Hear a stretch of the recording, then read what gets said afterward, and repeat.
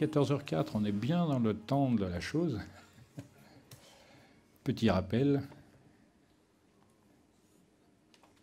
Et vous avez remarqué que je travaille dans le cadre des prolongations, si je puis dire, issues du match La Révélation des Pyramides, ce fameux film qui n'a jamais vécu du fait de l'existence d'un escroc qui, lui, vit largement. L'art le plus difficile, c'est l'art de l'ici et maintenant. Et vous le savez, toute personne qui a une vie amoureuse doit le savoir, ou des responsabilités familiales, etc. Je fais ça à la mémoire de Jean Faure, que j'ai connu dans le cadre de l'association Atlantis. C'est un monsieur qui a passé toute sa vie, relativement misérablement, avec des bouquins, une chambre pour lui tout seul, et il a consacré son existence à l'étude notamment cyclologique. Il ne s'agit pas de vélo, ni de trottinette évidemment, mais savoir si l'épaisseur du temps recèle quelques rythmes, quelques particularités. Ça sera la première partie de l'exposé et je vais vous montrer que les questions ont été très nombreuses dans ce domaine.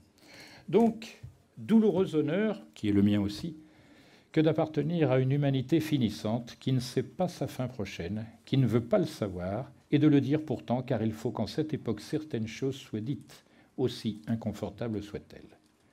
Dans le demi-siècle à venir, les événements les plus brutaux, les plus inconcevables, à la fois maléfiques et bénéfiques, vont éclater, et ce n'est qu'alors que la plupart s'apercevront que certains les avaient prévus. Cet écrit date de l'an 2000, tout rond, donc un demi-siècle, ça fait assez proche. Prenez des vacances. Il y a deux façons de se tromper. L'une consiste à croire ce qui n'est pas vrai, l'autre consiste à refuser de croire ce qui est vrai. Le problème qui se pose, c'est croire ou ne pas croire, c'est la même chose. Ce qu'il faut, c'est pouvoir vérifier et pouvoir statuer sur des choses aussi solides et certaines que possible. Mais ça valait la peine d'être cité. Donc c'est l'association Égalité et Réconciliation, E et R. Ici, c'est émission et réception pour moi, qui présente l'histoire cyclocosmique et le darwinisme à l'épreuve des faits, une conférence de moi-même. Donc, cette conférence, invitant à l'exploration et à la réflexion sur nos savoirs, nos comportements personnels et collectifs, n'a été conçue et réalisée ni pour froisser, ni indigner, ni porter préjudice à qui que ce soit.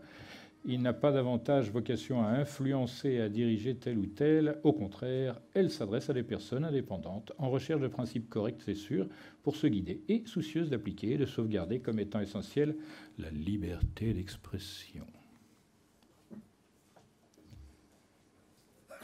Jean-Baptiste Lamarck. Qui était ce personnage ? C'est une lacune. S'il vous plaît, allez dans Wikipédia rechercher le cursus de ce monsieur. Il fait partie du contexte de cette conférence. Donc, veuillez tout d'abord noter qu'il n'y a pour l'homme de vérité positive que les faits qu'il peut observer. Sauf les faits, tout n'est qu'opinion. On le sait depuis Shakespeare, l'opinion est la reine du monde, et c'est bien là le problème. On la manipule grâce à ce fait. Pierre-Simon de Laplace, lui aussi, qui connaît Pierre-Simon de Laplace ? Pas grand monde, c'est dommage. Ce que nous savons est peu de choses, ce que nous ignorons est immense. C'est pour un peu relativiser le propos. Il faut retenir qu'il ne s'agit pas d'affirmer ou de nier, mais de comprendre. C'est une phrase de Baruch Spinoza. Sur le chemin de la vérité, on ne peut commettre que deux erreurs, ne pas s'y engager et ne pas aller jusqu'au bout. Ça, c'est le fameux Bouddha, Siddhartha Gautama Sakyamuni.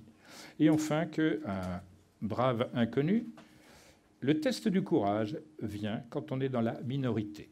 Je pense là à M. Dieudonné. Et le test de la tolérance vient quand on est dans la majorité. Et là, je pense à un monsieur bien plus petit qui s'appelle Valls, c'est ça. C'est ça l'évolution. Donc, madame, mademoiselle, monsieur, nous vous invitons à être les plus attentifs et les plus critiques en regard de ce que vous allez entendre et voir maintenant. Vous exercerez, comme saint Thomas, le doigt dans la plaie, toutes les facultés qui sont les vôtres pour juger, peser, écarter, rassembler, etc., jusqu'à ce que vous puissiez avoir un jugement solide. En vous rappelant que notre esprit est de trois catégories, ce que nous savons, ce que nous ne savons pas, et ce que nous ne savons pas que nous ne savons pas. Ne pas savoir est fâcheux.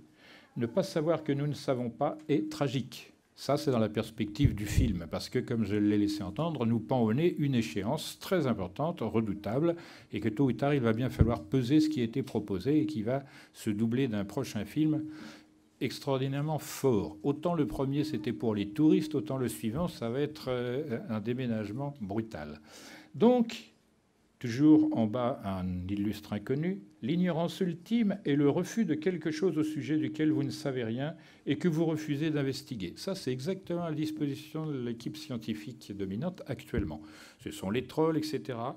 Ils donnent des conclusions avant même d'avoir étudié quoi que ce soit. Et à ce titre, je citerai l'anecdote suivante que l'on doit à un monsieur qui était astronome, Halley, un Anglais, celui de la comète de Halley, qui avait apostrophé Isaac Newton en disant « Mais comment faites-vous, monsieur, vous qui êtes si intelligent, si finement instruit, pour supporter l'astrologie et ses niaiseries ?» Et l'autre avait répondu « La différence entre nous, monsieur, c'est que moi, je l'ai étudié. » Donc, fermez le banc, c'est terminé. C'est ça, actuellement, la différence considérable entre le monde dit savant et le monde qui s'intéresse par la curiosité à tout ce qui apparaît. Je rappelle que selon les définitions des anciens, et notamment aussi bien Platon qu'Aristote, son élève, la philosophie est née de la curiosité. Elle est légitime et elle doit être exploitée. Or, ce que l'on fait dans les classes désormais, c'est de l'abattage littéralement. Bon, eh bien, mon propos, c'est observer méthodiquement, étudier systématiquement et analyser sans limite pour combattre les idées reçues. Ce sera déjà pas mal. Merci. Vous voyez que je prends des précautions oratoires, des préventions. La contradiction doit éveiller l'attention et non pas la colère. Il faut écouter et non fuir celui qui contredit. Notre cause doit toujours être celle de la vérité, de quelque façon qu'elle nous soit montrée. Madame de Sablé, je ne cite pas que des hommes. Il vaut mieux la variété dans la recherche de la vérité que l'unité dans l'affirmation de l'erreur. Là, on est bien placé. Et la dernière pour aujourd'hui, ou presque. Je vois ordinairement que les hommes, au fait qu'on leur propose, s'amusent plus volontiers à en chercher la raison qu'à en chercher la vérité. Ça, c'est un grave problème. Ils laissent là les choses et s'amusent à traiter les causes. C'est-à-dire, on nous propose de tous les côtés des théories, mais que ça n'avance à rien. Voilà. Alors, on va faire un petit tour historique avec Aristote, que j'ai cité à l'instant. Ah ben voilà, Antoine, il serait peut-être temps. Avant d'aborder la solution d'un problème, il convient de commencer par bien douter et par s'enquérir de toutes les difficultés dont le problème est entouré. Nous savons une chose d'une manière absolue quand nous savons quelle est la cause qui la produit et pourquoi cette chose ne saurait être autrement. C'est là savoir par démonstration. Aussi, la science se ramène-t-elle à la démonstration.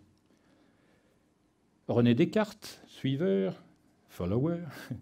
Pour atteindre à la vérité, il faut une fois dans sa vie se défaire de toutes les opinions que l'on a reçues et reconstruire de nouveau, et dès le fondement, tous les systèmes de connaissances. Quant à Pierre Bel, contemporain de René Descartes, ne rien croire ou croire à tout, c'est à égal degré l'indice d'un faible esprit ou d'une conscience qui s'éteint. Rassurez-vous, ça n'est pas terminé, ces préventions, c'est en cas de retard des entrées. L'homme contemporain minimise ou méprise gravement les apports du passé, dans de très nombreux domaines, notamment celui de nos origines et de notre avenir. Dans une perspective de pensée autonome et responsable, il convient de ne pas suivre trop systématiquement et précisément les voies prébalisées par les médias et les idéologues de la science. Il est certain que certaines rélectures d'anciens ouvrages engendreront des situations délicates et de nécessaires remises au point, parfois pénibles ou douloureuses.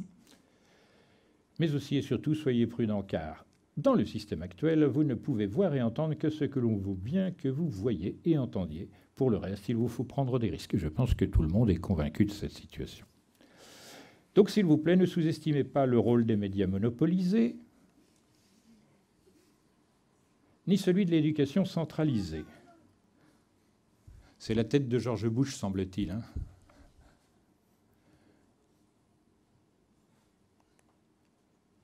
Et gardez, autant que vous le pourrez, votre liberté de penser.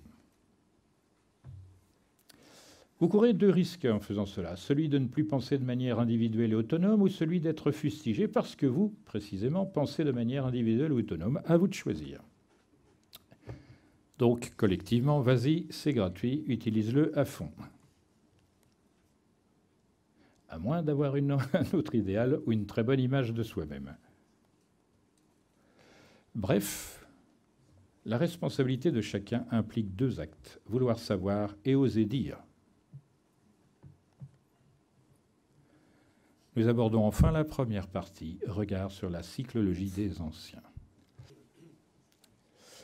Dès les origines et en tout lieu, le temps a toujours été perçu comme une énigme majeure, d'autant plus qu'il semble nous conditionner intégralement.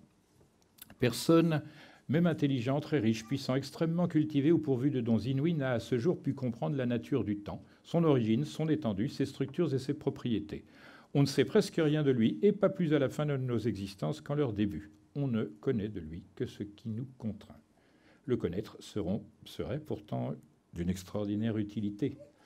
Parce qu'en réalité, nous marchons tous en aveugles et en sourds vers nos destins individuels ou collectifs, que nous ne connaissons qu'au moment où ceux-ci se présentent à nous, qu'ils soient heureux ou non, et qu'on le veuille ou non. Que connaissons-nous réellement du temps? Est-il linéaire, cyclique, spiraloïde? Est-il en forme de vagues, d'ondes, de branches, d'éclairs? Qui est-il? D'où vient-il? Depuis quand et jusqu'à quand? Pourquoi? Comment? Ça, c'est la base des questions. Ce questionnement commençait depuis que l'homme observe et réfléchit. Dès ce moment, il n'a cessé de penser aux moyens de pénétrer dans le temps et dans le futur, pour le voir, le connaître, l'interpréter, et aussi pouvoir le transmettre et pouvoir anticiper, car savoir, c'est pouvoir se sauver. Le temps est-il une illusion ou un aspect du réel? Pas de réponse. En d'autres termes, le temps est-il une illusion, et si tel est le cas, pourquoi? Et quel est son support? Quel est son but? Qui lui procure son énergie, etc. On va un peu plus loin dans la profondeur du questionnement. Le temps est-il une asymptote infinie, c'est-à-dire quelque chose qui n'a pas de terme? Et celle-ci est-elle régulière? Et auquel cas, pourquoi, voire même comment, en sera-t-il toujours ainsi? Est-ce que le temps va perdurer au-delà du temps? Le temps est-il uniforme et régulier en son écoulement? Personne ne sait. Le temps ne s'écoule-t-il que dans l'univers ou vient-il d'ailleurs? Auquel cas, d'où? Personne ne le sait. Traversons-nous le temps ou est-ce celui qui nous traverse? Personne ne le sait. Est-ce une onde ou une variété de corpuscules comme la lumière? Serait-il associé à la gravitation dont il semble posséder quelques propriétés? Là encore, pas de réponse. Est-il une forme de l'énergie? Est-il lui aussi soumis aux lois de la gravitation? Quelles sont ses relations réelles avec l'espace et l'énergie? Entre-t-il dans l'équation du sens? Pas de réponse. Existe-t-il plusieurs formes du temps? Si oui, lesquelles? Vous les saurez tout à l'heure.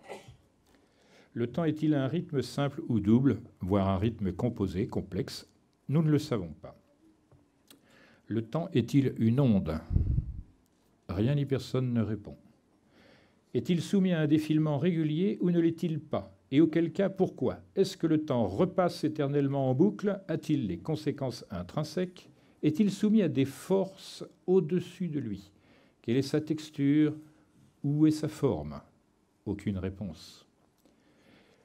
Le temps est-il une spirale d'un genre fractal ou bien n'est-il qu'un simple tourbillon?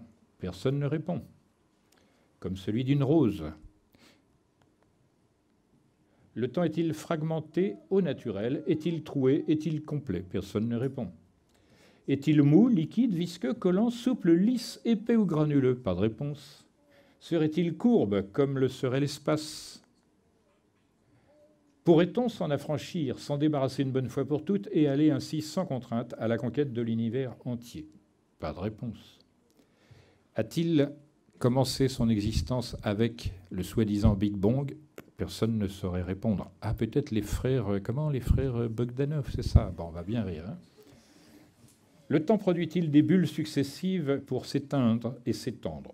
Personne ne le sait. Le silence intérieur peut-il changer la nature du temps, la modifier? Personne ne sait. Seule l'expérience directe. Le temps est-il un être vivant? Le temps est-il un être vivant sa propre existence, séparé de ses effets? Est-il éternel? Est-il indépendant de l'espace? Est-il destructible? Toutes ces questions ont déjà été posées par les philosophes et les savants. Pas de réponse. Vous voyez ici la figuration sensible, particulièrement réussie de cette personne Mona Lisa, d'après Léonard de Vinci, dont l'énigme perdure. C'est le premier tableau peint à l'huile sur bois, et non pas sur toile d'ailleurs, et on ne sait toujours pas ce que signifie ce visage qui semble impénétrable, tout comme l'est le temps. Et le fait d'avoir un visage comme ça semble faire qu'elle défie le temps elle-même. Quoi que l'on ait fait, que l'on ait pensé, on a toujours été soumis au temps. Et quoi que l'on fasse, notre terme est inclus dans le temps. Quoi que l'on pense, quelle que soit la technologie, elle semble ne pas avoir de prise sur le temps, sur la durée. Et ces choses-là semblent étroitement liées, temps, espace, énergie, c'est-à-dire mouvement. Mais qui pourra pénétrer ce triangle particulier? On dit qu'on est né du temps parce qu'en effet, la suite ininterrompue des êtres jusqu'à nous aujourd'hui semble être en prise dans une spirale. Est-ce une mélodie dont on ne connaît ni l'écriture ni l'interprète? Est-ce enfin le défilé des signes qu'on imagine? Est-ce qu'il y a plusieurs qualités de temps interpénétrées, des tresses faites avec des temps différents? Personne ne répond. Est-ce que c'est un moment furtif qui n'aura jamais sa pareille? On ne sait pas. Est-ce un papillon fait de papillon? On ne sait pas non plus. On ne sait absolument rien de sa nature. Personne à ce jour n'a répondu à ces très nombreuses questions, mais elles semblent moins importantes que la possibilité d'enfermer le temps dans des règles pratiques capables de simplifier nos relations avec lui, de lui donner un visage, de le conditionner à nos emplois pratiques. Le reste attendra bien que nous ayons avancé dans son observation et à l'usage. Car en effet, il a bien fallu tenter de le mettre au travail, le temps, de le représenter, de le conditionner à notre goût et selon nos besoins, ce qui ne dut pas être une chose facile. On ne sait même pas qui, dans le temps de l'histoire, a mis en œuvre et réalisé cela, chose difficile entre toutes, parce que normaliser le temps, ça n'est pas simple. Au début, on s'est intéressé à tout ce qui était sensible, notamment au rythme de la nature. Le plus évident, c'est le rythme de circulation du soleil. Le jour, puis la nuit, puis le jour, puis la nuit, etc. Il en va de même pour la Lune. Donc on a essayé de construire, de constituer des calendriers là-dessus. Mais il y a une autre manière de considérer le temps. Alors là, je cite une expression du XVIIe siècle. L'homme dit « j'ai faim », la femme dit « j'ai mes règles ». C'est délicat, hein? Et tous deux respirent. Qui que nous soyons, que nous le voulions ou non, nous sommes tous soumis à des rythmes biologiques encastrés les uns dans les autres et dans diverses fonctions. C'est le temps biologique. Notez bien cette double hélice, nous allons la revoir. Question rare, au même propos. Le temps a-t-il un goût? Possède-t-il une odeur particulière? Propage-t-il un son caractéristique? Personne n'en a idée. Mais ça fait partie des choses rares. Est-ce que le temps de l'amour est un temps différent du temps du travail administratif? Est-ce qu'il est, une fois pour toutes, considéré tel qu'il est dans sa nature? Personne ne répond à cela. Est-ce qu'il n'est pas variable comme la surface de l'eau, qui pourtant restitue la totalité de l'image? En fait, tout nous indique que nous avons affaire à un temps relatif. On verra tout à l'heure, plus loin, que le temps des physiciens tend vers cette définition. Nos anciens auraient pu fractionner le temps en diverses parties variées. Ils ont remarqué que celui-ci était de nature symétrique et régulière, et ont pensé à le diviser en nombres pairs plutôt qu'en nombres impairs. On aurait pu avoir, imaginez-vous, 2 fois 30 heures, de combien de minutes en 24 de 60? Ils ont choisi le nombre 60 comme déterminant commun du temps et de l'espace. Car en effet, les surfaces et les temps nous ont été légués divisibles par 60 et portent les mêmes mots pour parler de l'espace et du temps. Secondes et minutes d'arc et secondes et minutes de temps. Déjà là, on peut se questionner parce qu'on commence à utiliser cette terminologie environ 3000 ans avant notre ère, que ce soit chez les Babyloniens, les Égyptiens et même en ancienne Chine. La conséquence, c'est d'où vient cette collusion entre le temps angulaire et le temps duré. Est-ce que l'analyse a été assez profonde pour lier l'espace-temps comme nous les lions de nos jours? Ça, c'est une bonne recherche, personne ne s'y attelle. On remarque que les dimensions linéaires temporelles et spatiales sont coordonnées par le nombre 15. Ça aussi, c'est rigolo, puisque tous les autres sont impairs, pair, et celui-là est impair. Le temps passe. Ça, ce sont les choses dont on connaît à peu près par certitude expérimentale qu'elles sont. Et il passe du passé vers l'avenir. Mais est-ce qu'une fois passé, le temps est définitivement fixé? Serait-il possible de le modifier? Pourrait-on y changer quoi que ce soit? Et auquel cas, que se passerait-il vraiment? Là encore, beaucoup de travaux théoriques ou cinématographiques ne nous éclairent pas. Ce que l'on sait, c'est que le temps engendre la succession en créant le devenir. Entre l'œuf et la poule, je suppose que vous êtes posé le problème, qui va l'emporter? Et c'est lui, le temps même, qui donnera un terme au devenir. On sait que le temps est précieux. Précieux. Non, ce n'est pas celui-là. Et il est précieux comme l'or qui seul, lui, ne craint pas le temps. C'est pourquoi ce que j'ai dit tout à l'heure en entrée sur les alchimistes a une grande importance. Pourra-t-on un jour voyager dans le temps? La probabilité existe, mais je ne sais pas jusqu'à quel point, mais ça n'est pas l'objet de cette intervention d'aujourd'hui. Quoi qu'il en soit, tout cela laisse perplexe, songeur et des questions sans terme. Malgré nos efforts incessants, nos connaissances astrophysiques, astronomiques et cosmologiques ou autres restent hélas très parcellaires et lacunaires. En fait, le temps est l'objet de l'intellect le moins bien cerné, le moins bien connu, et pourtant nous le traversons en permanence. Les philosophes, l'école d'Athènes, ont tous quasiment frotté leur esprit sur cette énigme. Pas de résultat. Les gens libres l'ont fait de différentes manières. J'en appelle notamment aux hermétistes. C'est la catégorie culturelle la moins connue, pour son nom d'ailleurs aussi. C'est-à-dire elle est fermée. Elle est comme la nature, elle ne parle pas, elle signifie. Et eux ont donné des résultats que j'expliciterai.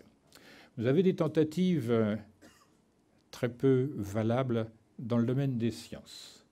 En 1913, le mathématicien Élie-Joseph Cartan propose un nouveau type de mathématiques qu'il prétend susceptible d'expliquer certains mystères de l'espace-temps que les récentes théories d'Albert Einstein, le frère de Franck, ne parviennent pas à élucider. Ces travaux débouchent sur la théorie Einstein-Cartan qui décrit l'espace-temps comme étant un mouvement spécial qui suit une trajectoire particulière pour créer un effet unique. On est bien avancé, hein. Ça s'appelle de la science. Enfin bon, ça porte un autre nom, la politique, mais bon, c'est comme ça les choses, hein. Vous avez ces deux personnages qui ont créé 7 ouvrages consacrés au même sujet et ils passent leur temps à se regarder le nombril, ils devraient regarder ailleurs, ils seraient peut-être un peu stupéfaits. Bon, je les ai lus, je leur ai même proposé de faire un film pour eux. Quand on les a rencontrés, Patrice et moi, on a tout de suite changé de direction. Ces gens-là ne savaient même pas la définition du temps basique donnée par Platon, à savoir le temps est l'image mobile de l'éternité immobile. Vous voyez qu'il manquait un chapitre, hein. Donc ils ont parlé de choses quantiques, c'est à la mode, sans y comprendre ni du point de vue physique ni mathématique, et j'expliquerai cela tout à l'heure. C'est pourtant assez simple, et je pense qu'ici tout le monde va saisir, mais parce que, étant à la mode et ça fait vivre, on peut supporter cela. Pierre-Simon de Laplace, que j'ai déjà nommé tout à l'heure, dit « Nous devons donc envisager l'état présent de l'univers comme l'effet de son état antérieur et comme la cause de celui qui va suivre. » C'est-à-dire passé, présent, avenir. Le passé projetant son ombre sur le présent qui, lui, risque d'oblitérer l'avenir s'il n'est pas compris et bien maîtrisé.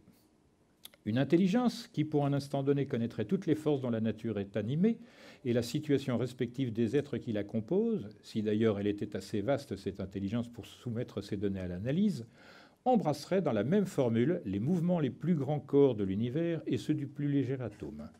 Rien ne serait incertain pour elle, et l'avenir, comme le passé, serait présent à ses yeux. Pierre-Simon de Laplace était athée, évidemment, donc il ne savait même pas qu'il parlait du Dieu créateur des anciens. C'est comme ça. Avant d'entrer dans ce labyrinthe, sachez que serpent égale présent chez les anciens. Et avec l'image même de ce reptile très terrestre, ils ont donné des indications que vous allez découvrir tranquillement. Un présent, qu'est-ce que c'est? Dans le langage ancien, c'est un cadeau, du verbe cadérer, tomber de haut. C'est bien. Et ce serpent, la particularité qu'il a, c'est qu'il se dispose dans toutes les figures utiles. Comme il est souple, il est mou, etc. Et la particularité supplémentaire, c'est qu'il donne une idée du temps qui s'écoule parce qu'il mue. Et cette idée de mutation, elle est très fortement ancrée dans la culture ancienne. Les anciens parlaient d'évolution, mais pas de la manière dont Darwin en parlera. Absolument pas et jamais. En revanche, ils parlent de mutation. Et la mutation du serpent, c'est que chaque année, à la même époque, il perd sa peau ancienne et usée, et il en reprend une nouvelle plus souple, ce qui lui permet de grandir. Sinon, il reste coincé toute sa vie et saucissonné. Donc ça, c'est le premier aspect. Le deuxième aspect qui a été proposé, c'est l'aspect mythologique, voire mythographique, avec la planète Saturne, qui est la seule à proposer à l'œil humain un anneau, d'où l'année et l'anneau en relation sémantique. Saturne, dans le langage ancien, le U et le OU se disaient de la même manière à la lecture. Ça pouvait même être un V à la place du U. Donc ça signifie Saturne. Et Saturne, c'est anagramme de nature au pluriel, parce que chez les anciens, il y a deux natures. La nature naturante, celle qui pousse l'enfant dans le ventre de sa mère à sortir, si possible de manière intégrale, complète et viable. Et la nature naturée, c'est l'enfant une fois libéré du ventre de la mère. On voit que Chronos, qui est le nom grec de Saturne, qui est le nom, lui, latin, renvoie à couronne, puisqu'il comporte les mêmes... Quelle lettre? Ça dort, là. Ah oui, là, je pense que vous êtes dans le bain. Les mêmes consonnes. Voilà, c'est ça. Donc, Chronos et couronne, et le cycle de la couronne était destiné à la personne qui transcendait le temps. Ainsi, chez les anciens, les très anciens, on a des personnages royaux qui auraient vécu 40 000 ans, 30 000 ans, ou des règnes d'à peu près cette espèce. Évidemment, incroyable pour le moderne, qui pense que son ignorance écrase le vrai, bon, et voire même le réel. Simplement pour vous donner une idée de ce à quoi les anciens rattachaient la notion de temps. Le posséder, le maîtriser, c'est l'avoir autour de la tête à l'évidence. Ça évite d'avoir la grosse tête. Les anciens proposaient un temps cyclique. On voit d'anciennes gravures où un serpent se mord la queue. Pourquoi? Parce qu'il peut, lui. Donc, simplement... non, c'est pour faire dans le genre local. J'ai cru comprendre que vous alliez dormir. Donc l'ouroboros, c'est le nom qu'on donnait au serpent qui se dévore la queue. C'est une activité comme une autre, donc. Et vous lisez ouroboros et vous comptez, il y a 4 fois la lettre O, c'est-à-dire le cercle, le caractère cyclique, donc est affirmé directement. Et il y a le mot or très discrètement dans our, qui est la lumière, et robe, qui est volée, c'est une indication dite mercurienne. C'est-à-dire que le temps qui passe vole au temps futur sa substance qui est le présent. Cette définition, on la trouve exprimée chez les anciens égyptiens sous la forme d'anaglyphes. Très compliqués les anaglyphes à traduire, puisque ce sont des formules philosophiques exprimées sous forme mathématique. On ne peut rien enlever, rien ajouter, et elles sont complètes et conformes à toutes les expériences. Donc c'est sympa, on a l'ouroboros, et là il est en or pour la raison que j'ai évoquée tout à l'heure, l'or n'étant pas altérable, il a une durée infinie, voire indéfinie. On a dit, l'ouroboros, c'est une figuration mythique. Non, les personnes qui connaissent l'Afrique du Sud-Est connaissent ce lézard très particulier qui, lui, se mord la queue aussi. Donc, il existe et il a été donc, en quelque sorte, copié sur un animal dont le comportement est assez particulier. Maintenant, il faut être plus subtil. Quelle est la particularité d'un serpent qui se serait enroulé comme ça? Il figure une roue. Si vous lisez de droite à gauche, c'est our et c'est la lumière. Mais la roue, sa particularité, c'est d'engendrer un mouvement. Donc, ils sous-entendent qu'il y a une énergie latente et un mouvement dans le temps. En effet, rien ni personne n'a jamais vu l'énergie utilisée par le temps pour avancer vers l'avenir. Toutes ces notions ont été maîtrisées par les anciens. Elles ont été visitées, approfondies, recherchées et exprimées. On voit là le nombre d'écailles, etc. Le sous-entendu, c'est que chaque aspect du temps cache autre chose de plus important. On continue. Comme ils étaient très attentifs, ils ont recherché s'il y avait des formes récurrentes, régulières, etc. Ils ont aperçu que dans les ouragans, dans ouroboros et ouragan, vous avez noté la même manière de construire le mot. On a ce même mot qui se trouve au Mexique, le dieu du tonnerre, c'est Huracan. C'est assez étonnant pour voir qu'il y a une unité donc, dans les langues. Donc cette manière de voir, c'est que la roue toute seule tourne doucement, la roue des naissances notamment, qu'on ne voit pas fonctionner, et l'ouragan, lui, se figure comme cela. Mais ces deux mouvements, le temps qui passe du passé vers le futur par le présent, et l'enroulement dont il était question précédemment, ont été concaténés tous les deux. Il y a un temps circulaire et un temps linéaire. Et vous voyez ici une figure constituée exclusivement de carrés. Et cette figure, vous la connaissez sous un autre nom, c'est la spirale. Vous voyez déjà le temps tel qu'il est témoigné dans les âges les plus anciens, préhistoriques. Une ammonite. C'est quoi Ammon chez les Égyptiens? Ça veut dire l'inconnu, celui qu'on ne connaît pas, celui qu'on appelle et qu'on ne verra jamais. Et donc c'est bien cette figure très connue, cette fois-ci, qui est le nautile. La particularité de cet animal, c'est qu'il fait des mathématiques supérieures sans même s'en apercevoir. On l'a testé, il ne compte pas jusqu'à 2, c'est dommage, mais bon, c'est comme ça. Vous voyez, chaque chambre de sa coquille a la particularité d'offrir le volume de la précédente multiplié par 1,618, c'est-à-dire le fameux nombre d'or. Alors, comme les anciens étaient très très attentifs, ils ont noté aussi à l'égard du serpent, sa particularité, c'est qu'il nous enserre et il nous étouffe. Et il est sûr que le temps, tôt ou tard, vient à bout de nos existences les plus solidement constituées. Vous avez l'image centrale en bas qui montre non pas une spirale, mais un développement en quelque sorte triangulaire sur une base fragile. On ne dirait pas un serpent, mais un intestin. C'est un peu normal vu qu'il mange tout ce qu'il produit. Et vous voyez la finesse de la représentation chez les anciens. Est-ce que vous voyez des écailles là-dessus? Vous avez vu un duodénum? Personne ne vous a présenté cela en classe, je suppose, mais lorsque vous faites des études de médecine, ça ressemble étrangement à cela, à un duodénum, ce serpent. Il a plusieurs noms, et là, il dévore ce qu'il produit. C'est la nature même du temps qui résorbe en lui-même ce qu'il aura produit. À gauche et à droite, c'est la même statue où l'on voit, cette fois-ci, un serpent avec des bras. Ça n'est pas le reptilien des amateurs de soucoupes volantes et autre chose, mais c'est le fait que nous sommes enfermés et incapables de travailler s'il ne se dessert pas de nous. Or, c'est là le travail de l'homme contemporain, c'est essayer de cesser cette pression permanente des activités pour pouvoir méditer, pour pouvoir produire quelque chose qui vient de nous-mêmes. Donc, on a du boulot. Regardez les figurations plus récentes, 18e siècle, et voyez les entrelacs du serpent autour du visage jeune, de la maturité avec enfant, puisque c'est une dame, et de la vieillesse, etc. Toutes ces choses-là ont été retraduites. Maintenant, vous regardez ici, je crois que c'est comme ça qu'on s'en sert. Ici, vous avez des joyaux. Et aussi, ont particularité d'être inaltérables, le diamant notamment. Parce que, dans l'idée des anciens, le diamant, lorsqu'on le fait brûler, il ne laisse aucune cendre. Et le temps, une fois passé, il ne laisse aucune autre trace que ce que l'on appelle des événements. Maintenant, on va faire le tour de la pensée des anciens qui figurait par des moyens de synthèse des choses relativement importantes.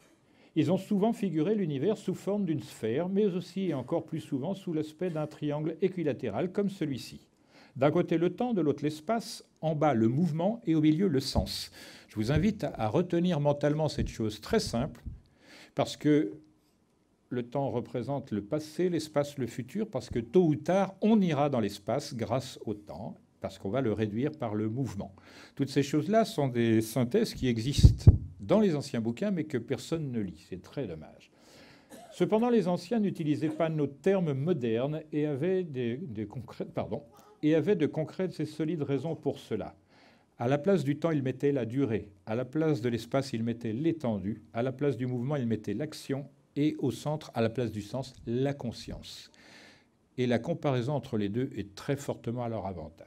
La durée, l'étendue, l'action et le sens se mesurent plus aisément que le temps, l'espace, le mouvement et le sens. Et c'est bien vrai. On voit quelqu'un se manifester grâce à la quantité, à la qualité de ses actions. Mais un mouvement X ou Y, ça n'a pas de valeur. Il en va de même dans certaines parties de la physique moderne qui ne peut pas travailler parce que les mathématiques ne sont pas adaptées. Donc on voit que ces éléments sont accouplés sur un triangle. Ça, ils ont comparé le triangle précédent avec notre forme fonctionnelle d'intelligence. D'un côté, la mémoire pour le passé, l'attention, la vôtre, pour le présent, et l'imagination pour le futur. Parce que vous ne pourrez reconstruire les manques de la mémoire que par l'imagination.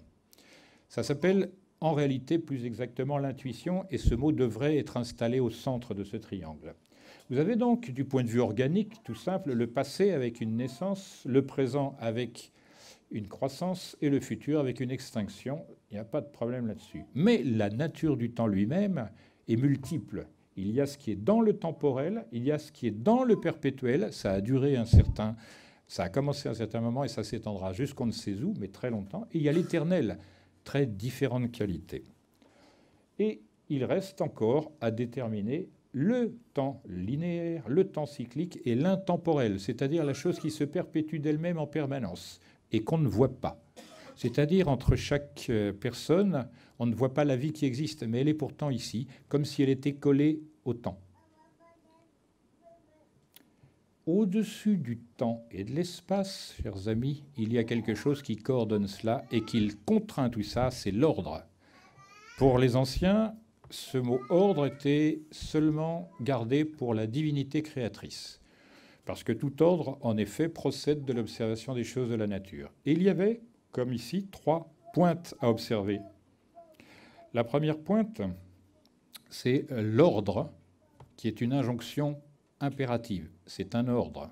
Il y a l'ordre qui est l'enchaînement des choses successivement et hiérarchiquement. Et le troisième, qui a donné le verbe adorner, qui est l'ordre supérieur, c'est l'harmonie elle-même.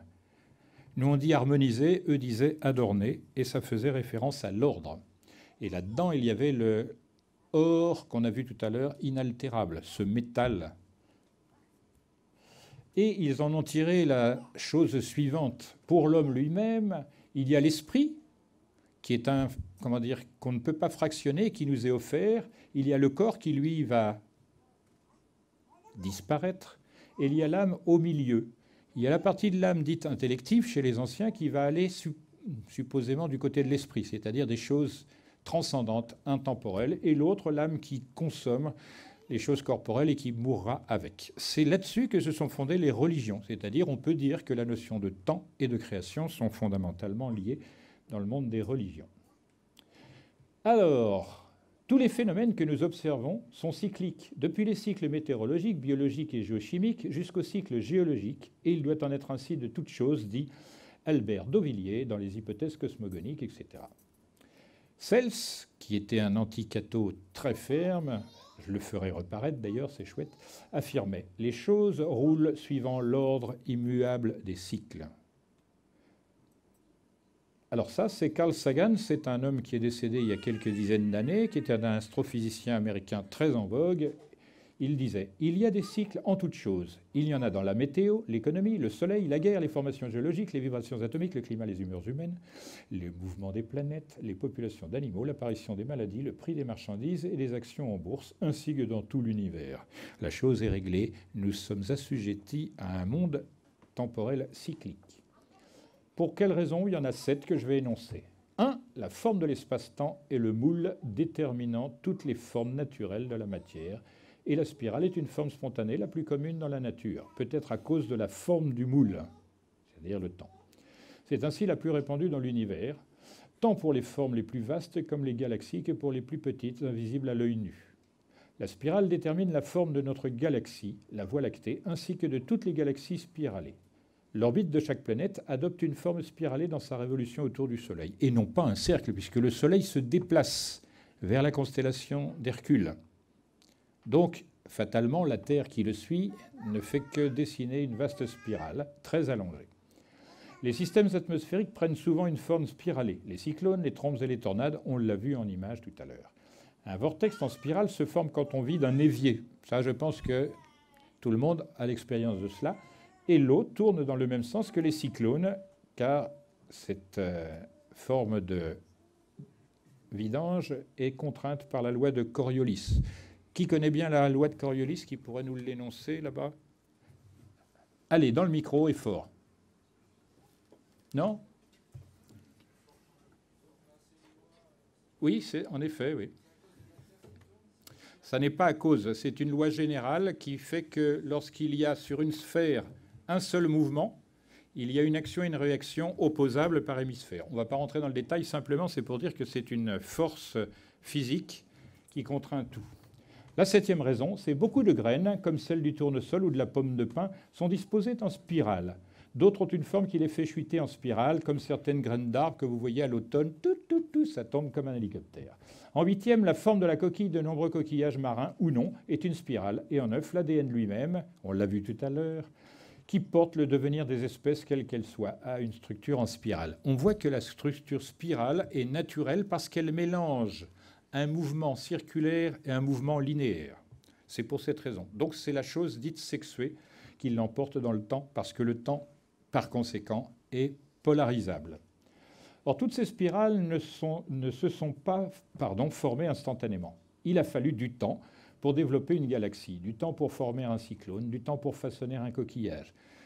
C'est le temps, et le temps seul, qui transforme en spirale la révolution elliptique d'une planète autour de son étoile. Comme l'étoile elle-même suit son mouvement propre, l'ellipse planétaire se transforme en spirale, ou plutôt en hélice. Et c'est intéressant, on va le voir tout à l'heure, parce que l'hélice a été figurée directement par les Grecs notamment dans les fonctions solaires. L'hélice est une spirale particulière qui conserve le même rayon à chaque spire. Ainsi, la chaîne d'ADN est-elle une double hélice, exactement comme l'escalier du château de Chambord, un escalier en hélice double aux rampes et balustres sculptés dans le tuffeau de Loire. J'attire votre attention parce que très fréquemment, dans les édifices, jusqu'à à peu près la Révolution française, sont inscrites ces lois générales, mais sous forme muette, parce que la nature ne dit pas les choses, elle les signifie. En conséquence, lorsque vous visitez des édifices, vous pouvez être quasiment assuré que les représentations sont figuratives de lois générales, parce que le monarque qui s'y promenait devait, en quelque sorte, assurer la pérennité de ces lois par sa présence, son rayonnement, sa vie même. C'est pourquoi il y avait l'expression « le roi se meurt, vive le roi ». En réalité, il n'avait pas de fin ni de début, puisqu'il ressemblait à la création elle-même. Vous voyez le roi Soleil et analysez sa création majeure, au moins encore de nos jours, à savoir le château de Versailles. Versailles, c'est ver, V-E-R, c'est our, la lumière, c'est le latin qui désigne le printemps, et saille, c'est le verbe saillir, c'est-à-dire engendrer, mettre au monde. Donc il n'a pas choisi n'importe quoi, n'importe où. Qui plus est, c'était un marais. Or, la ville de Paris a été constituée sur un marais, on a d'ailleurs le quartier du Marais. Pourquoi ? Parce que les Égyptiens désignait la vie elle-même naissante par la déesse Isis, qui était la reine des marais, entre autres. Une spirale régulière, probablement la plus répandue dans la nature, permet de tracer ce qui est appelé un rectangle d'or, qu'on appelle spirale d'or ou spirale de Fibonacci. Tout à l'heure, vous avez vu une spirale faite de carrés, mais on peut en faire de toutes les figures, triangle, carré, rectangle, trapèze, etc. Cette spirale reproduit les nombres de la suite de Fibonacci qui déterminent la proportion dorée que l'on trouve partout dans la nature et qu'on a tenté d'exploiter et qu'ont tenté d'exploiter les architectes antiques.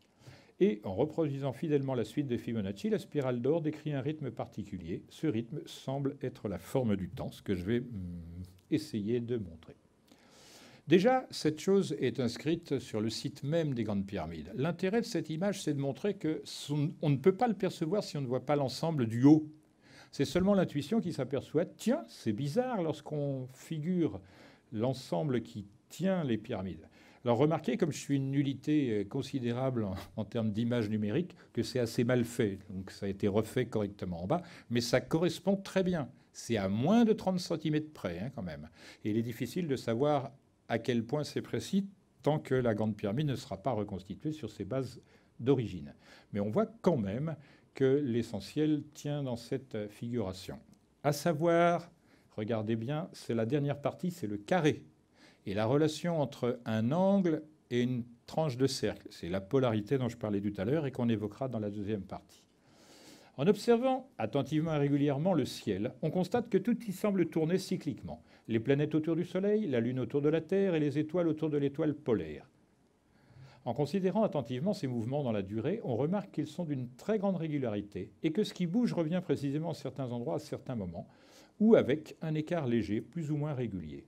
Ainsi, dans le ciel, tout semble soumis à des cycles, les plus courts encastrés dans les plus longs, du plus rapide au plus lent. L'étoile polaire elle-même, qui paraît être le seul point fixe du ciel, se promène cependant, elle aussi, en un minuscule cercle et dans un mouvement à peine perceptible, d'une durée moyenne évaluée à plus ou moins 26 000 ans. C'est le fameux cycle de précession des équinoxes. Et cette période, donc, est variable elle aussi.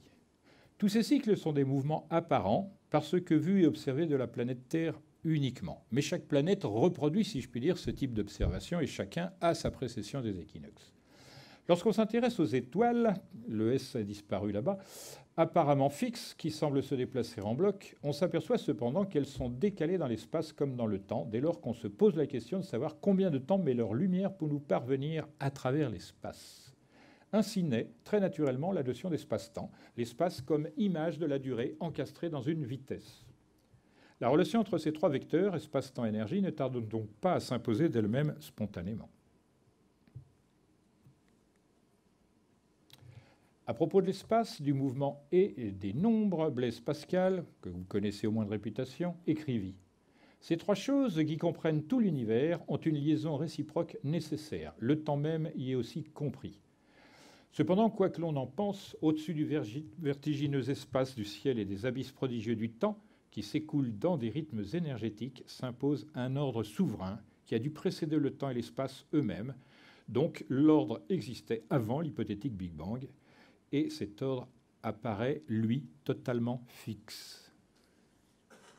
Dans l'ancienne Égypte, l'année était composée de 360 jours, ce qui est probablement la source et l'origine de la division du cercle en 360 degrés, ou l'inverse, auxquels s'ajoutaient 5 jours dits épagomènes, pendant lesquels, disent les égyptologues à la suite des textes, naissaient et renaissaient les dieux. C'est sur cette année que s'appuyaient les sacerdotes pour comparer l'homme au cosmos, c'est-à-dire pour retrouver les correspondances entre le microcosme, l'homme, et le macrocosme, l'univers, si l'on s'en tient évidemment à la terminologie grecque.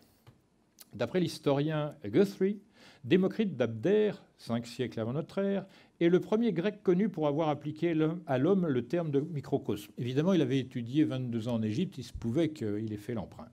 Démocrite allait étudier en Égypte pendant 22 ans. Quant à Proclus, dans son commentaire sur le Timée, ouvrage de Platon, il fait donc suite à Platon qui allait étudier, lui, 13 ans en Égypte, pour affirmer « Le monde est un microcosme et tout ce qui est dans le monde sous forme divine et totale se retrouve partiellement dans l'homme. » Donc on sait, et c'est là un travers de la science moderne, que l'homme appartient au cosmos et qu'il reflète les éléments constitutifs du dit cosmos. On verra ça tout à l'heure. Quant à l'alchimiste Olympiodore, IIIe siècle, il explique « Hermès suppose que l'homme est un petit monde lorsqu'il dit « Tout ce que possède le grand monde, l'homme aussi le possède ». On voit cette jonction entre l'individu humain, en général, et l'univers d'où il procède. Voici donc quelques comparaisons analogiques à l'ancienne entre l'homme physiologique et le ciel cosmologique. C'est déroutant, certes, mais étonnant et probablement utile à approfondir. Accrochez-vous. Une année précessionnelle est égale à 25 920 ans, selon Platon. Or, l'homme respire environ 18 fois par minute, soit 25 920 fois par jour. La durée du cycle de la nutation terrestre, c'est le balancement de la Terre et de la Lune conjointe, c'est à peu près 18 ans et 6 mois. Donc, c'est ce balancement lié à des perturbations gravitationnelles est de 18 ans, comme le nombre moyen de respiration de l'homme en une minute. Un mois de 30 jours est constitué de 2 592 000 secondes, c'est-à-dire le nombre d'années du cycle précessionnel multiplié. Et les 72 ans de 360 jours d'une vie moyenne font 25 920 jours. On voit donc qu'il y a des correspondances quantitatives au moins, alors que qualitativement, elles étaient affirmées dans l'image précédente. 1 degré de l'année précessionnelle est égal à 72 ans. 72 ans par 360 degrés, effectivement, font 25 920 ans. Soit la durée moyenne de l'existence humaine, les 72 ans. Le cœur humain bat environ 72 fois par minute, 18 fois 4, 18, c'est les respirations, multiplié par 4, ce fameux carré de tout à l'heure, l'ensemble faisant 72.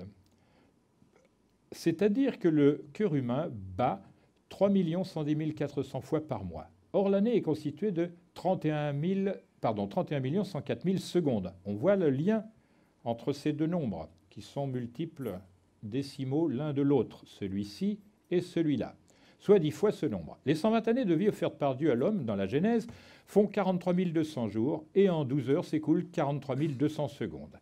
Et 72 battements du cœur humain par minute font 4320 battements par heure, soit 43 200 divisé par 10. On voit que les 43 200 sont déjà sous-entendus parce que la durée de 2 heures processionnelles successives est de 4320 ans et 5 jours comptés en secondes font 432 000 secondes, etc. Donnons un autre exemple de ces incongruités traditionnelles. Selon le Sapata Brahmana hindou, le nombre de syllabes du Rig Veda, qui est un écrit sacré ancien, est de 432 000, égalant ainsi le nombre de secondes en 12 heures et le temps de sa récitation. Vous avez noté que c'est équivalent à ces 432 000, c'est 43 200 de la valeur qui était énoncée tout à l'heure, ici même. Les battements de cœur en 1 heure. Et le temps de sa récitation. On ne s'étonnera guère après avoir médité ces quelques relations ou rapports que le grec Protagoras ait pu laconiquement et péremptoirement affirmer « L'homme est la mesure de toute chose ». En outre, la vitesse de la lumière est exactement 18 fois plus grande que la vitesse du Soleil quand il se déplace vers la constellation d'Hercule. Or, chez les anciens, vous devez le savoir, notamment les Égyptiens, l'or et le cœur humain étaient désignés comme le Soleil par une figure, un cercle avec un point dedans, un essieu peut-être. Selon les Puranas, autre ouvrage ancien des hindous, la création et la destruction partielle de l'univers s'opèrent selon des cycles de 8,64 milliards d'années. Déjà, il pratiquait les très grands chiffres. On ne sait pas comment les anciens sages de l'Inde ont pu faire pour savoir cela et avec tant de précision, à moins, il manque un N, d'avoir eu accès à des archives au moins anciennes de cette durée. Mais auquel cas, où et par qui fut-elle tenue ? Après chacun de ces gigantesques cataclysmes, le calme revient et la vie prend de nouveau son essor. Au moins, c'est ce qui est dit dans ces ouvrages anciens. Dans les livres toujours Surya Siddhanta et Brihasataka, des auteurs restés inconnus utilisent des unités de temps vraiment étranges.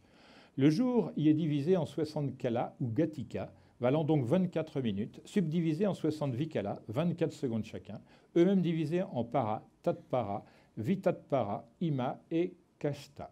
Ce dernier équivalent à 0,00000003 secondes, c'est-à-dire quelque chose qui est très très largement inférieur à toute expérience temporelle possible pour un homme. C'est 300 millionièmes de seconde, valeur très proche de la durée d'existence de certains mésons et hypérions. Il faudrait répondre aux mêmes questions en ce qui concerne les Hébreux. La plus petite mesure de temps, dont on ne parvient ni à imaginer l'utilité ni le moyen de calcul qui permet de l'évaluer, s'appelle le Hekel et vaut environ 1/45e de seconde. Comment on cadence ça, mystère. Donc ça se trouve dans les ouvrages, mais personne, évidemment, ne les cite, ça ferait désordre.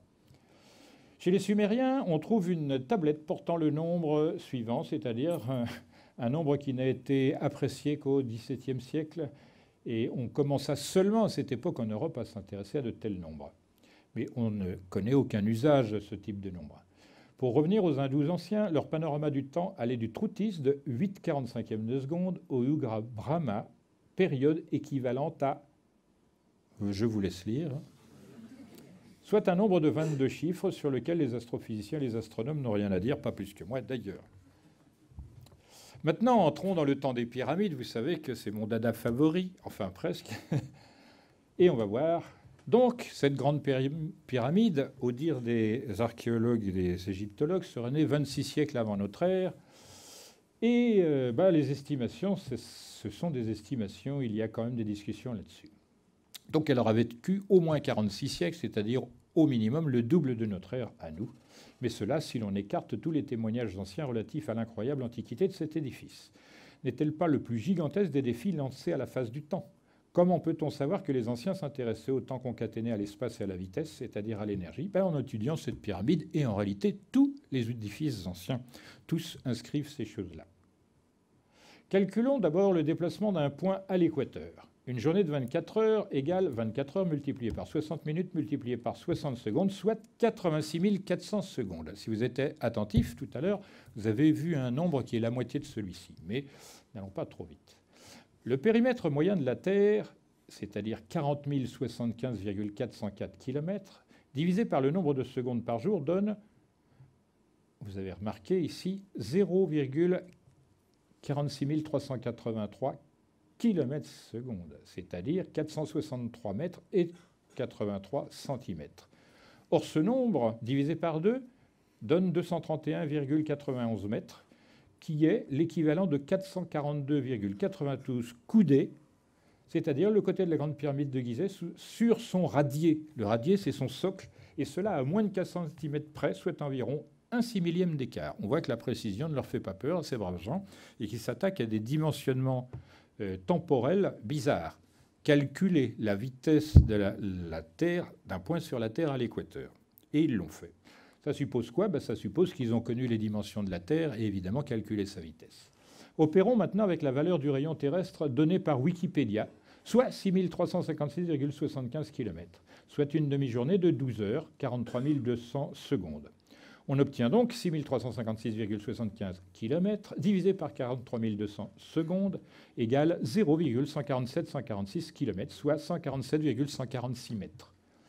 Ou encore 281,02 coudées, qui est la hauteur de l'édifice pyramidal sur son radier, à 0,2 coudées près, soit 1 cm de différence, ou un 15 millième.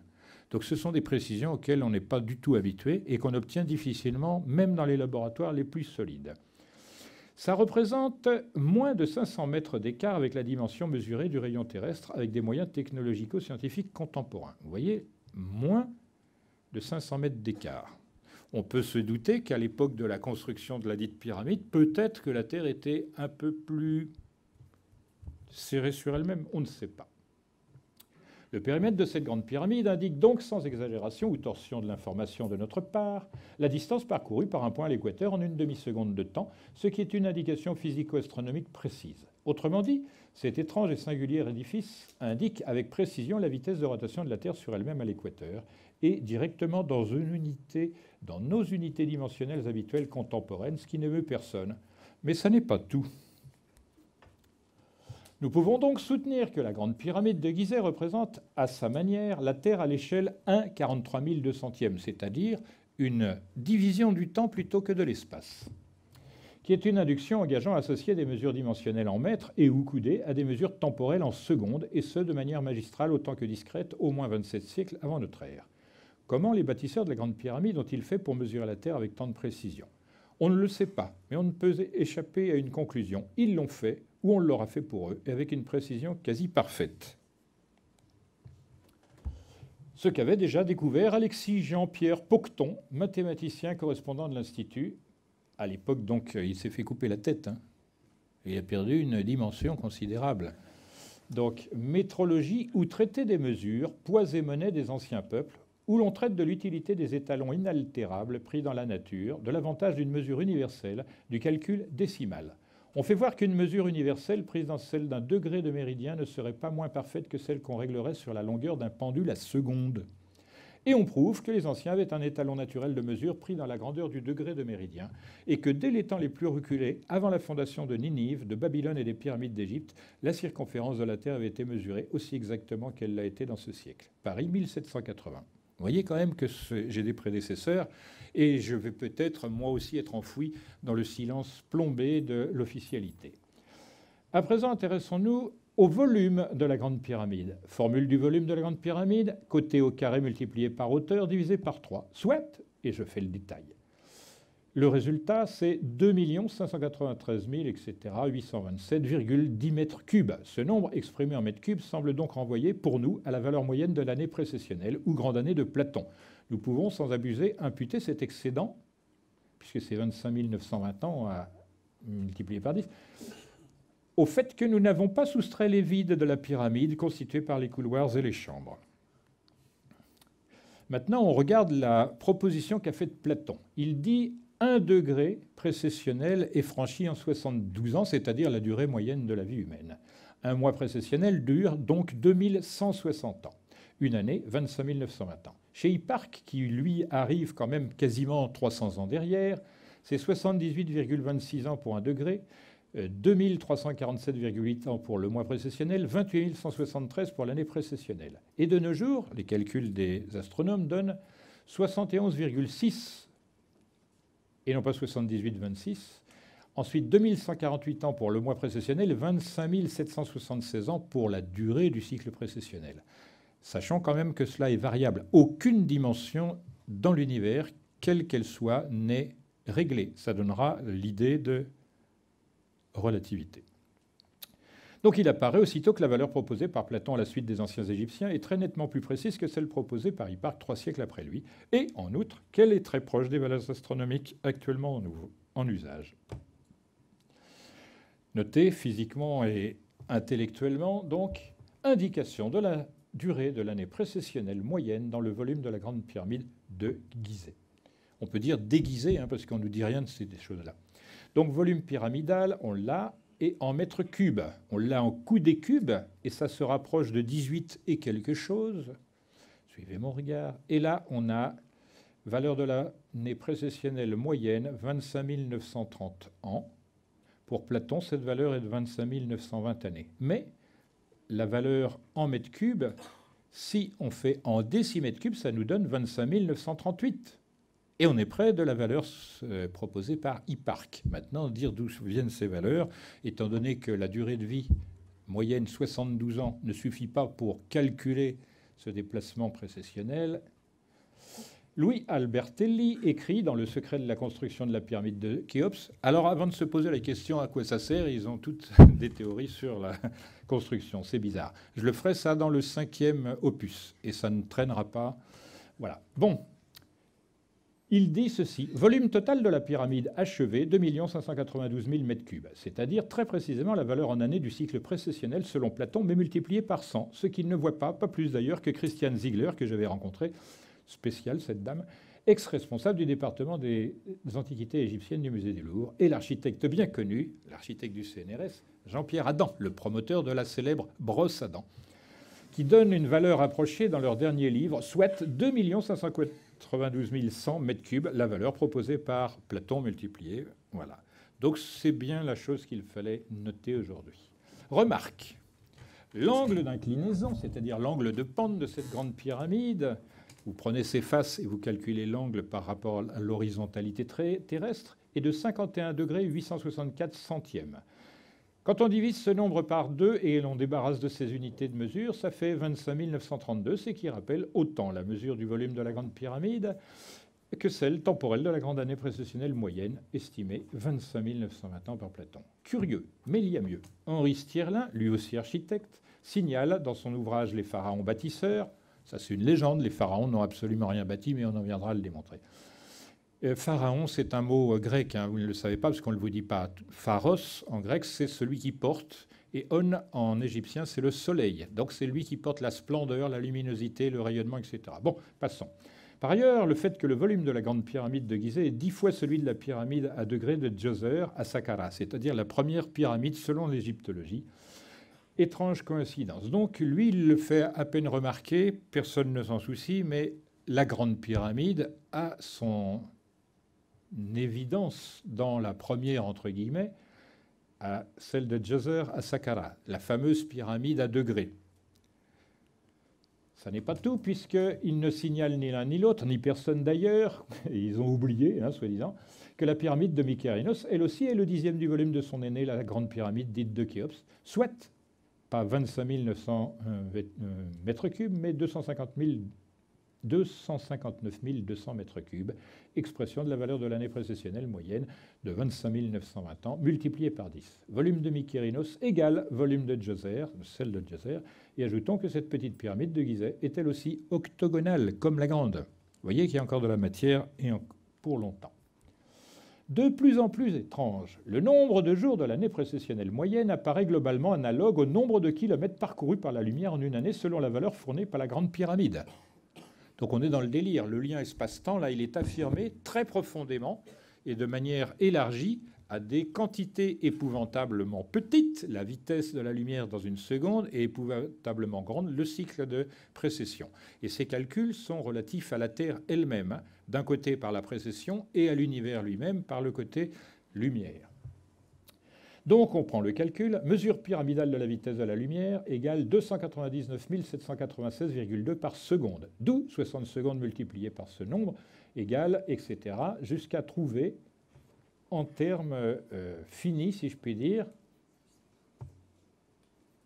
le nombre qui se lit également de droite à gauche, 365,2563 jours multiplié par 25 902 391 000 kilomètres égale le nombre de kilomètres parcourus en une année par la lumière est égal au nombre de jours de l'année précessionnelle. Bizarre. Et ça, c'est la démonstration totale que vous pourrez regarder dans votre vidéo favorite, puisque ça entrera évidemment dans les vidéos de la série La science des anciens. Donc c'est très précis, est en relation avec une durée moyenne et éventuellement avec une vitesse de la lumière non constante, ce que j'expliquerai dans les films. Il y a un léger courant d'air agréable.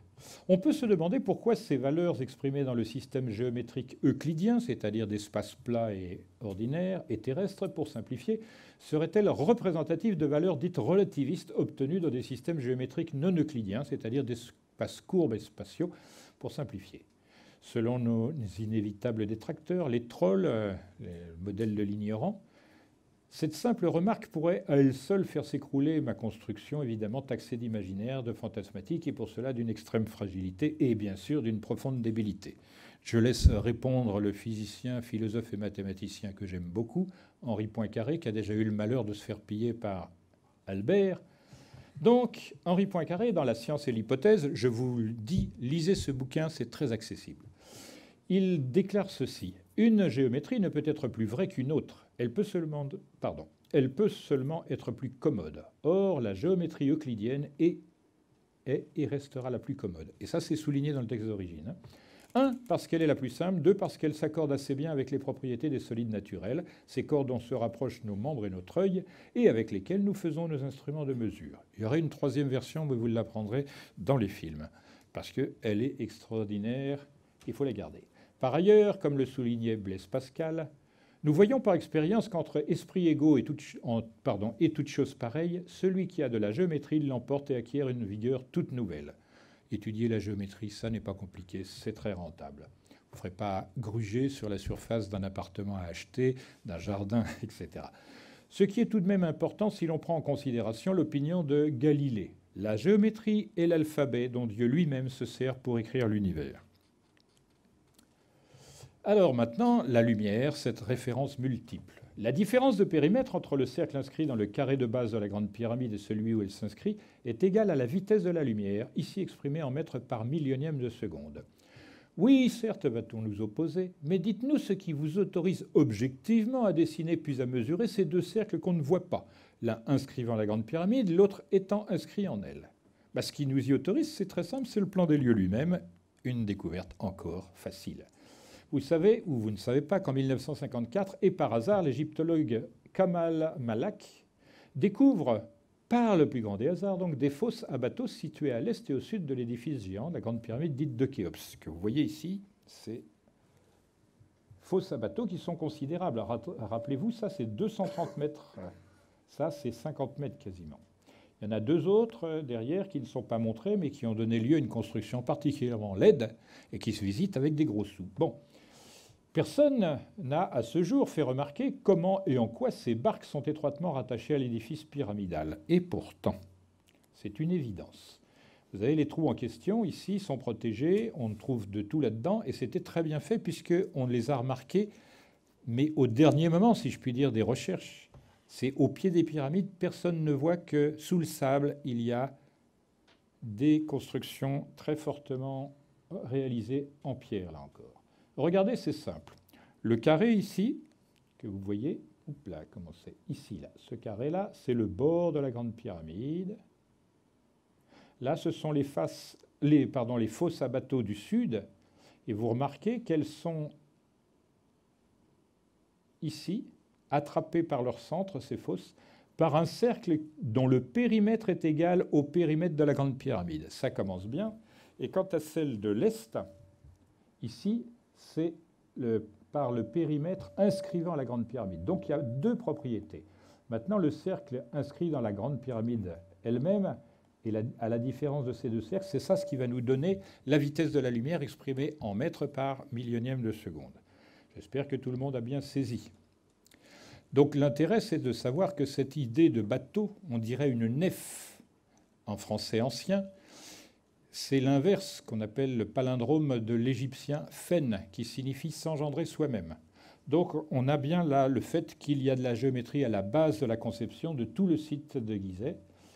Et donc ces deux cercles, en rouge celui qui inscrit la Grande Pyramide et en bleu celui qui est inscrit dans la Grande Pyramide. La différence en mètres de ces deux périmètres va nous donner la vitesse de la lumière ainsi formulée. 299 mètres, 796, etc. Ou encore 299 796, etc. 20 millimètres.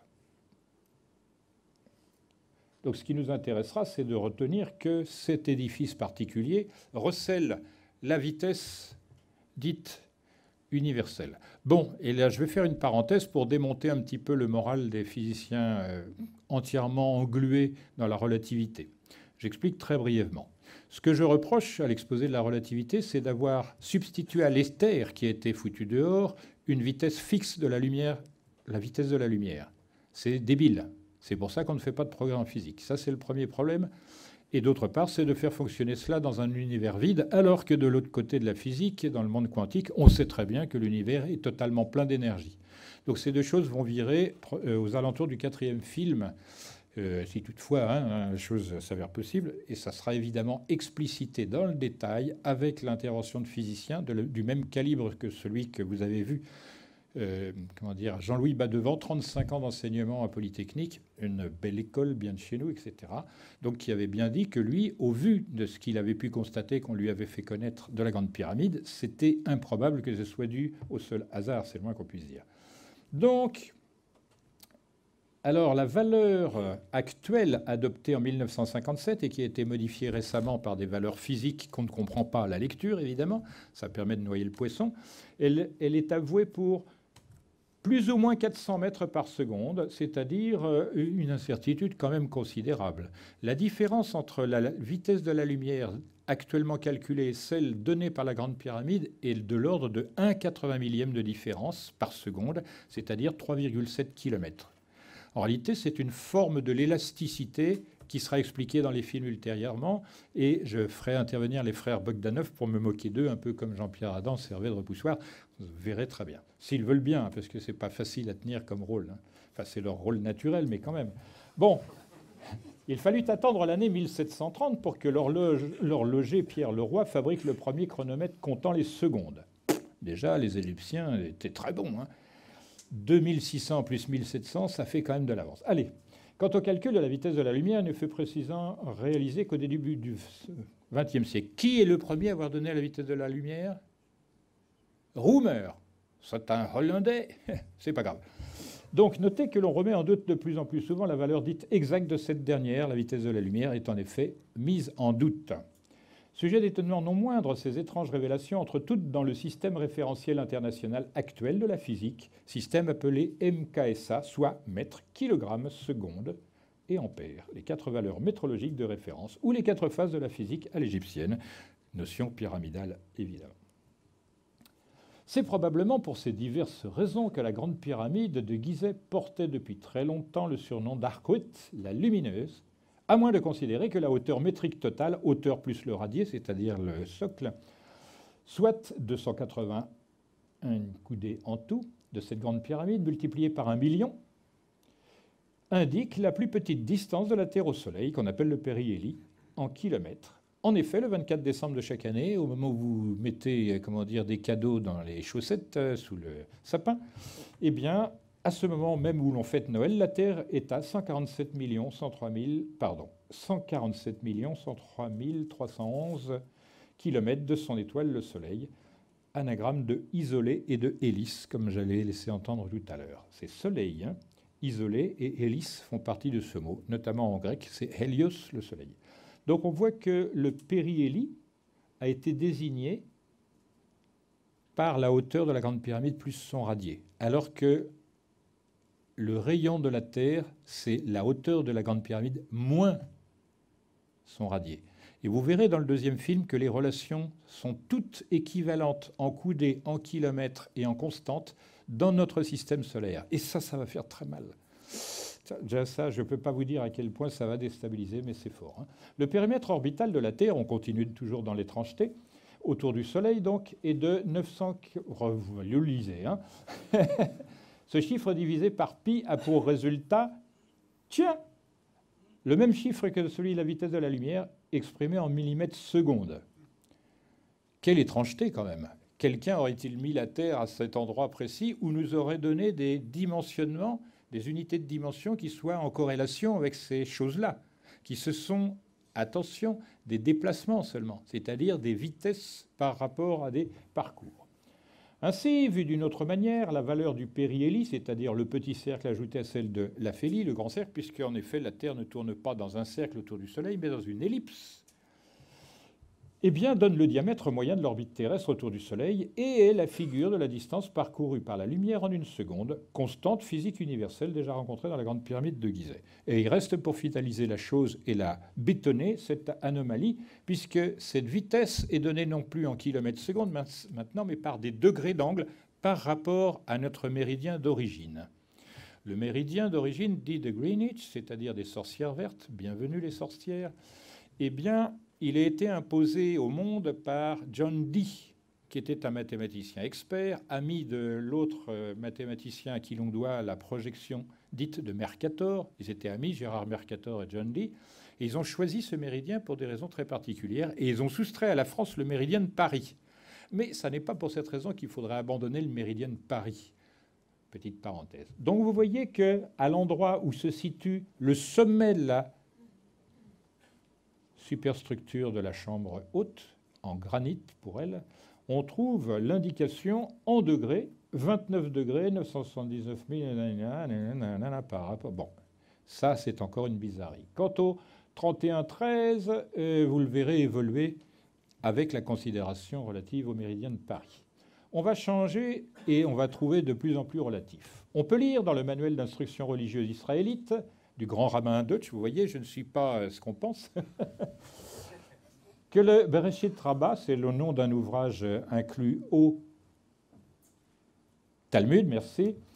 Elohim, c'est-à-dire le nom de la divinité, parce que là, ils se disent eux-mêmes, les Israélites, monothéistes, mais Elohim, c'est un pluriel, et c'est ce nom qu'on trouve le plus régulièrement dans l'Ancien Testament. Bon, c'est-à-dire dans les 5 premiers livres de la Torah. Elohim seul, au pluriel, donc, entre dans le temps. L'homme ne connaît ni les petites fractions du temps, ni même les heures. Elohim, eux, y entrent dans l'épaisseur d'un cheveu. Donc, dès cette époque, on a affaire à des gens, puisqu'ils sont au pluriel, la divinité unique étant ailleurs, elle travaille ailleurs, avec des capacités d'entrer dans le temps que tout le monde ne possède pas, et surtout pas les hommes.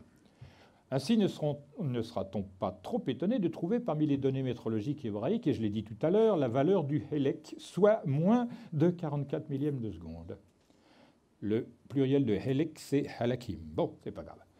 Et on trouve dans la Bible, dans les psaumes, car 1000 ans sont aux yeux d'Élohim, ce fameux pluriel, comme le jour d'hier qui est passé. On peut déduire que d'un jour de la création vaut 365 000 années terrestres et que par conséquent la création s'est étendue sur une période de 2 555 000 années, ce qui représente la moitié de sa durée connue. C'est-à-dire si on va dans le passé pour rechercher à quelle période commence l'organisation du vivant qui va mener à l'homme, c'est à peu près cette valeur, 5 millions et quelques d'années. Les hindous possèdent quant à eux des mesures du temps qui vont du trutis d'une durée de 8/45 de seconde, etc. Mais on l'a vu ça. Ces valeurs sont étonnantes si l'on considère qu'il fallut attendre l'année 1730 pour... Maintenant, vous le savez à fond. En 1730 seulement, on connaît la seconde, mais avant, on se débrouillait avec des nombres de 23 chiffres. Et on se débrouillait avec des valeurs temporelles de 8/45 de... Qui a son téléphone et calcule 8/45? Merci. Le calendrier Olmeco-Maya aztèque, dont on a beaucoup parlé en décembre 2012, tiens, le 21 décembre 2012, je recevais par Internet une indication rigolote. C'était par le biais de Patrice, quelqu'un qui nous avertissait que le film La Révélation des Pyramides était rentré au top 10. C'est sympa, je trouve. Alors, lorsque l'Espagnol Hernán Cortés parvient au Mexique en 1520, le calendrier Olmeco-Maya aztèque fut découvert plus précis et correct que le calendrier julien des Européens. Selon le calendrier astronomique de référence actuel, l'année moyenne solaire est formée de 365 jours, 242 198 jours pour le calendrier grégorien, etc. Calendrier Olmeco-Maya Voilà, l'indice de précision est 69 pour le nôtre contre 62 pour Olmeco Maya Aztèque, c'est-à-dire nettement supérieur, c'est 233% plus précis. Dans ce dernier calendrier, les dates semblables apparaissent seulement tous les 256 ans, soit environ tous les centièmes de la durée moyenne du cycle de précession des équinoxes. Là encore, il faut se demander si les Aztèques, Mayas, Olmèques et tout ça se tartinaient ce cycle. C'est le cas, semble-t-il. Évidemment, personne n'a fait remarquer, lors de la psychose de fin décembre 2012, fabriquer de toutes pièces pour épier nos comportements individuels et collectifs dans ce type de situation, et évidemment, cacher la fin du contrat de la Fed qui a été renouvelé spontanément, puisque personne n'y a vu rien du tout. Donc maintenant, on va avoir des données précises et complètes. Vous connaissez au moins de nom la grande pyramide de Teotihuacan, c'est-à-dire en grec ancien, la colline où sont venus les dieux. Eh bien, hauteur de cette pyramide, 63 mètres. Et vous notez que c'est en mètres, hein, c'est-à-dire 9 fois 7. Côté 225 mètres, soit 9 fois 25 ou encore 15 au carré. Périmètre égale 900 mètres, soit un peu plus de 21 mètres, 3 fois 7, de moins que le périmètre de la grande pyramide de Gizeh. Or, 900 divisé par 63 égale 14,2857, 14,2857, c'est-à-dire une division par 7. Un nombre divisé par 7, tout le temps, il donne cette séquence-là. Et ce nombre, 14,2857, etc., multiplié par 7, égale donc 1. Et 225 divisé par 63, c'est-à-dire les valeurs du côté par la hauteur, égale 3, 57, 14, 28, 57, donc division par 7. Et cette valeur, moins 2 et multipliée par 2, donne le nombre pi à 5 décimales. C'est chouette. En divisant la durée moyenne de l'année précessionnelle par la valeur du côté de la base en mètres, soit 25 920 ans divisé par 225 mètres, on trouve 115,2. Et c'est la valeur en mètres du demi-côté de la grande pyramide. Quand même assez précis tout ce bazar. Mais qui fait que les Égyptiens et les Aztèques connaissaient les mêmes nombres astronomiques et avaient envie de construire de grands ouvrages, des édifices énormes, avec ce genre de choses incluses. Parce que quand on voit la grande pyramide de Gizeh, on voit des blocs taillés. Mais quand on voit la pyramide de Teotihuacan, ce sont des moellons qui sont en quelque sorte encastrés dans un béton. Tout ça, c'est rigolo. Pourquoi tout cela? Pourquoi faire cela ainsi? Et à quoi cela rime-t-il? N'est-il pas curieux par ailleurs de retrouver en Europe, en Chine et en Mésoamérique des aspects rigoureusement identiques? Dimensions en mètres, particularités géométrico-mathématiques, systèmes décimaux et duodécimaux, environnement culturel à base d'écriture hiéroglyphique, de serpents célestes, de savoirs anacrotiques très élevés et originaux, de dieux fondateurs de royautés terrestres enseignant la vie éternelle, etc. Qu'est-ce que c'est que ce bazar? Le système solaire fait le tour de notre galaxie, la Voie lactée, en 250 millions d'années. Années galactiques, on appelle cela. Dans ce temps, il oscille de part et d'autre du plan galactique selon une période de 2 fois 33 millions d'années. 33 millions d'années au-dessus du plan galactique et 33 millions au-dessus. Alors si c'est la galaxie ici, notre système solaire pendant 33 millions d'années, il est en dessous et 33 millions d'années au-dessus. Ça veut dire qu'il se balade de manière tangentielle mais un petit peu penchée. Donc, c'est curieux parce que ces période de 33 millions d'années constitue la durée moyenne des étages géologiques terrestres constatés. Ces étages sont définis d'après d'importants changements dans la faune et dans la flore terrestre, parfois dus à des cataclysmes, comme au passage entre le Permien et le Trias ou au passage du Crétacé au Tertiaire. On peut penser que ces changements sont dus à des glaciations résultant de la rencontre de la Terre avec de massifs nuages d'électrons issus du plan galactique. Les dernières glaciations du Quaternaire, Worms 3 ça s'appelle, se sont produites alors que le système solaire traversait le plan de la galaxie en allant du sud vers le nord, c'est-à-dire il sortait du bas de la galaxie vers le haut, de notre galaxie, la Voie lactée. C'est une explication qui peut indiquer pourquoi les glaciations étaient beaucoup plus prononcées dans l'hémisphère nord, lequel recevait directement les électrons des nuages du plan galactique. Donc ça aussi, ça devait être connu pour prévoir. Si après les divers calendriers, réalistes ou vrais ou non, ayant eu cours dans différentes civilisations ou religions, suivis de l'indication de leur année de départ dans le passé. Calendrier orthodoxe, totalement inattendu, 5509 ans avant notre ère. Le calendrier juif, 5469 ans. Enfin, plus précisément, ça pourrait être le 7 octobre 1761, c'est-à-dire vers moins 5770 de notre date d'aujourd'hui. Calendrier chinois, 4707 ans. Donc il a été créé en moins 2636. Le calendrier celte, moins 2373. L'égyptien, moins 4236. Le maya, le 13 août, moins 3113. Et le chrétien, c'est l'an 0. Mais depuis combien de temps les hommes compilent-ils des données astronomiques? Depuis très longtemps en réalité. Parce que pour Épigène, le savoir le plus ancien chez les hommes est vieux de 720 000 ans. Simplicius, au VIe siècle, prétend que les anciens Égyptiens possédaient des notes sur des observations astronomiques prises sans arrêt depuis 630 000 ans. Bon. Selon Pline, Cicéron et Diodore de Sicile, qui sont des gens sérieux, n'est-ce pas, des inscriptions relevées de traditions savantes remonteraient à près de 500 000 ans avant notre ère. Le même Cicéron, assez sceptique cependant, rapporte que les archives des Babyloniens seraient vieilles de 470 000 ans. Hipparque, donc premier des astronomes, fait mention de chroniques assyriennes remontant à 270 000 ans avant son époque. Hérodote, le père de l'histoire et factuellement des menteurs, et Diogène Laërce écrivirent que les prêtres égyptiens étaient en possession de manuscrits antérieurs de 49 219 à 48 863 ans au règne d'Alexandre le Grand, c'est-à-dire 3 siècles avant notre ère largement. Marcianus Capella, au 5e siècle, affirme que les sages d'Égypte avaient secrètement étudié l'astronomie pendant 40 000 ans avant d'en divulguer les résultats oralement. On voit quand même que les anciens avaient une autre idée de l'histoire que celle qu'on nous impose. La durée d'un cycle de la manifestation du monde entre sa création et sa destruction est l'année divine ou jour de Brahma pour les hindous, ou encore un kalpa. Chaque kalpa se divise en 1000 périodes égales, ou chaturyuga, dont chacune se divise à nouveau en 4 yugas ou âges de durée décroissante au fil du temps. Le Satya Yuga ou âge d'or, pendant lequel règne l'harmonie sur Terre, le Treta Yuga ou l'âge d'argent, pendant lequel cette harmonie n'est maintenue que par des efforts individuels et collectifs des hommes, le Dvapara Yuga ou âge de bronze, qui se distingue par une désagrégation des règles de vie et des consciences, et enfin le Kali Yuga, dit âge de fer ou d'ignorance, pendant lequel tout s'effondre et prépare le Chaturanga suivant, c'est-à-dire le retour de l'âge d'or. L'éternel retour, selon Nietzsche, c'est de la bibine. Selon cette doctrine, ces 4 âges seraient de durée décroissante. Le Satya Yuga ou âge d'or durerait 22 576 ans environ. Le Treta Yuga ou âge d'argent durerait environ 16 932 ans. Le Dvapara Yuga ou âge de bronze durerait 11 288 ans. Et enfin, le Kali Yuga ou âge de fer durerait 5 646 ans. Vous avez noté qu'à par rapport au départ des calendriers, ça commence à dire serrer les fesses, ça arrive. Selon les anciens textes, un grand cataclysme aurait marqué le passage entre l'âge d'argent et l'âge de bronze. Ils ne disent pas plus puisque l'autre est à venir.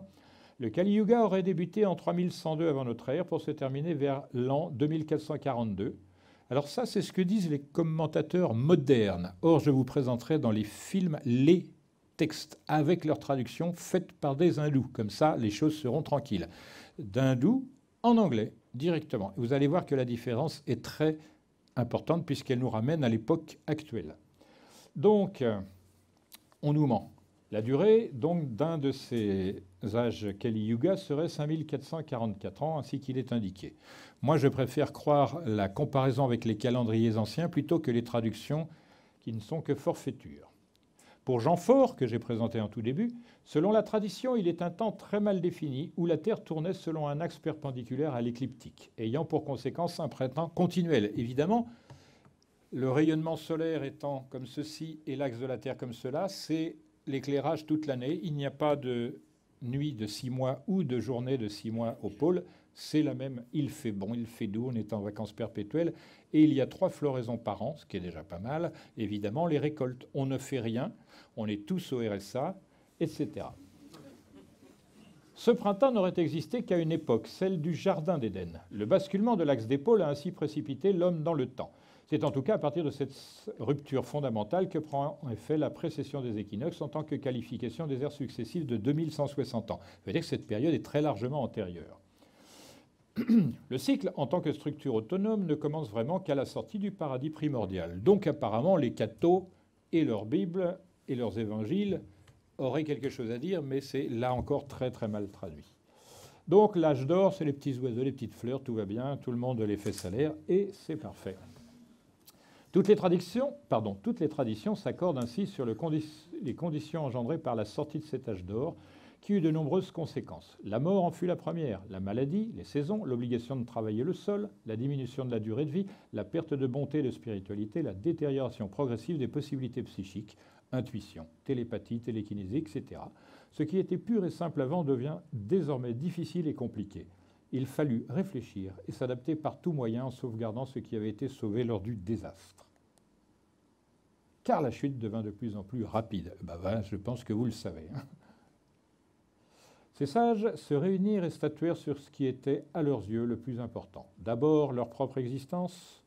Ensuite, comment améliorer celle-ci en qualité et en durée. Comment protéger la vie face à tout danger. Puis, comment transmettre les savoirs les plus nécessaires à leurs successeurs. Ça, c'est la vraie histoire des hommes, parce qu'il y a eu cette réunion. Et maintenant, on sait, grâce notamment aux travaux de Jean Faure, comment à peu près noter les choses. Vous voyez, on fait remonter, selon Jean Faure, le cataclysme de l'Atlantide à cette période. Si l'on compare les mois précessionnels à des signes, ce que je ferai dans le prochain film. Donc nous sommes ici, l'âge de fer, ère du Verseau, on y rentre. Et là, il dit il n'y a plus grande chose, il y a la parousie, le jugement, le début d'un nouveau cycle d'humanité. Voilà, c'est le Kali Yuga, cette partie-là. L'âge des reins, touc, c'est l'Atlantide qui s'est effondrée entre les deux.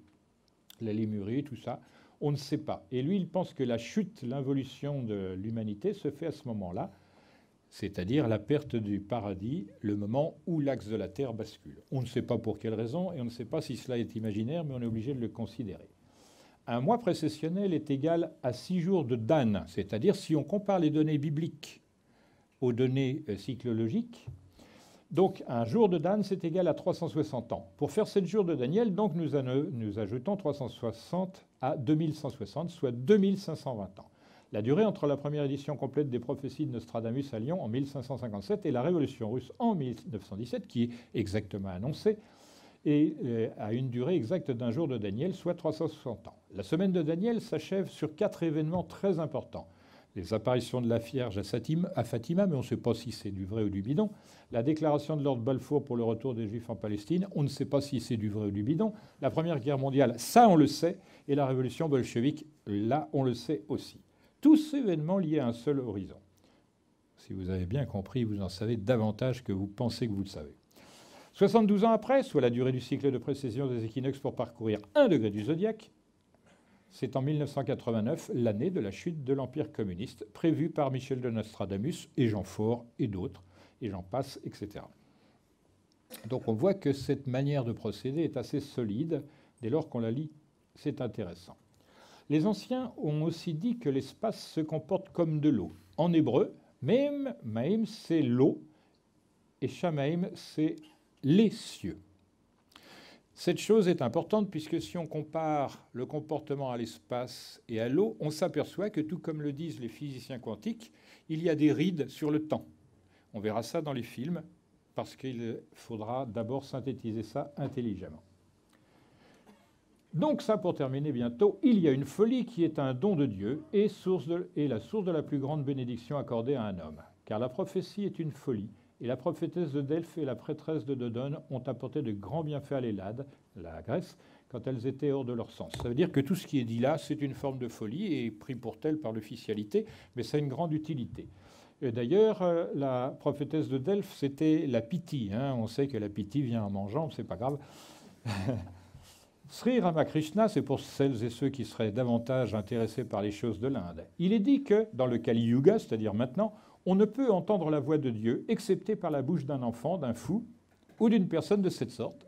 Voilà, un enfant, un fou et une personne de cette sorte. Donc retenez bien que ces choses-là ont tout l'aspect d'un délire, mais c'est quand même une chose importante. Ainsi s'achève cette première partie.